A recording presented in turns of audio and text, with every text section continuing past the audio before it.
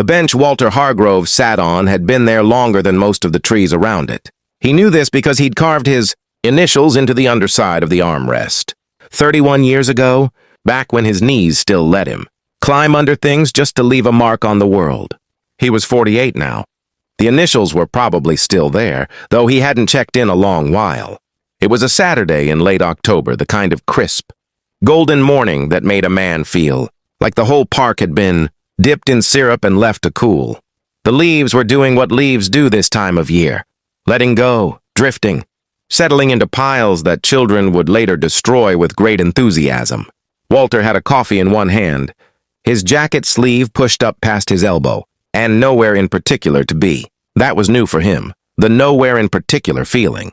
For most of his adult life, Walter had been a man with somewhere to be. A contractor, mostly residential work, the kind of job that kept his hands rough and his calendar full. But lately, since his daughter Emily had grown up and moved 3 states away to nursing school, and since the divorce had quietly finished doing whatever divorces do to a house, full of memories, Walter had found himself with a strange, new abundance, time, mornings, park benches. He didn't mind it exactly. He was learning to sit with it. The way you learn to sit with anything unfamiliar, slowly, and without much grace at first.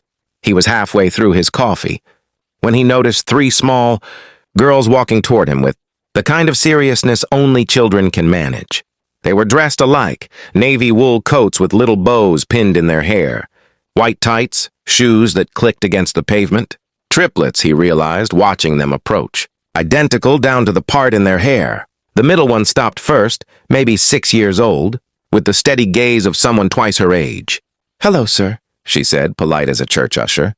"Our mother has a tattoo just like yours." Walter blinked. He looked down at his forearm, at the small compass tattoo he'd gotten almost 2 decades ago. Back when he was young, enough to think a tattoo meant something permanent about who you were, rather than just where you'd been. "Is that right?" he said, more out of reflex than anything. He smiled the easy smile he gave to most children, the one that said, "I am a safe person. You may continue talking to me." But the second girl stepped forward now, tilting her head, studying the tattoo with an intensity that made Walter's stomach do something small and strange. "It's the same one," she said. "The little arrow, and the circle around it. Mama has it on her wrist," the third girl added, holding her sister's sleeve. "She covers it sometimes, but we've seen it." Walter felt something shift in his chest, slow and cold, like a window opening in a room he'd forgotten was there. It couldn't be. There were 1,000 compass tattoos in the world. Tens of thousands. It was a popular design. Had been for years. Men got them, women got them. People got them to mark anniversaries, breakups, the births of children, all manner of life's punctuation marks. There was no reason on God's earth that 3 little girls standing in a park should mean anything at all. And yet, he thought unbidden of a winter morning 21 years ago.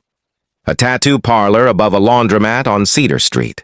A woman named Diane laughing at something he'd said, her hand steady on the counter while the needle buzzed against his arm. They'd gotten matching tattoos that day. His idea?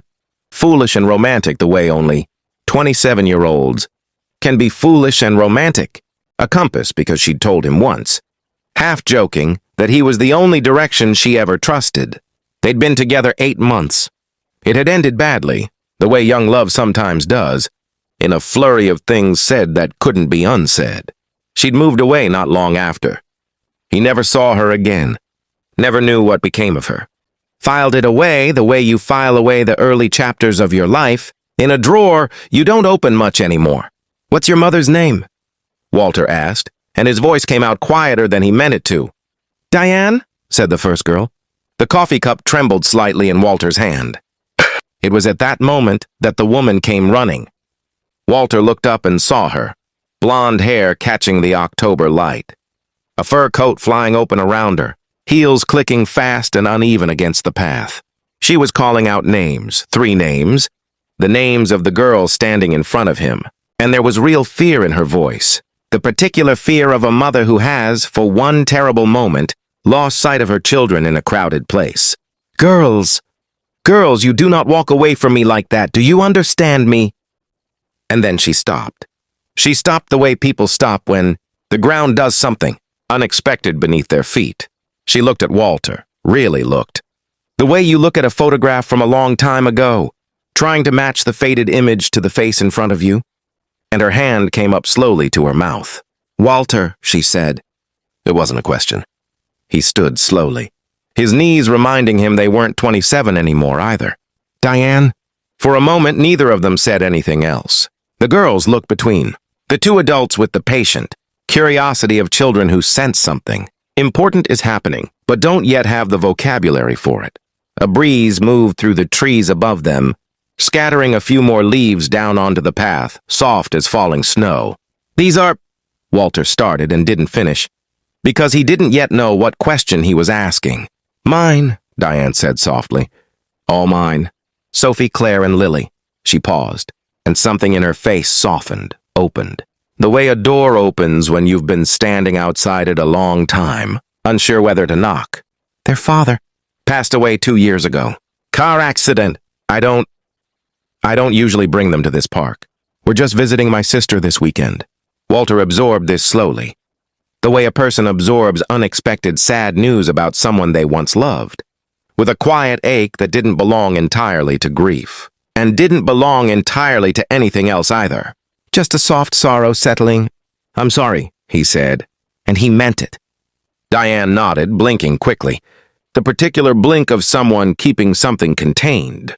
"They have his eyes," she said, glancing down at the girls. "But the rest of them is mostly me.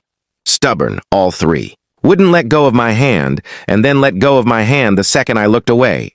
The middle girl, Sophie, tugged gently at Walter's sleeve. "Did you and our mama used to be friends?" Walter looked at Diane.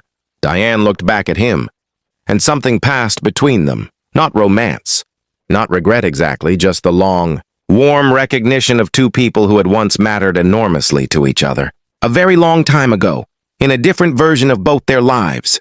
"A long time ago," Walter said gently, kneeling down to the girl's level the way he used to kneel down to Emily's, all those years back. "Your mama was one of the kindest people I ever knew." Diane's eyes went bright at that.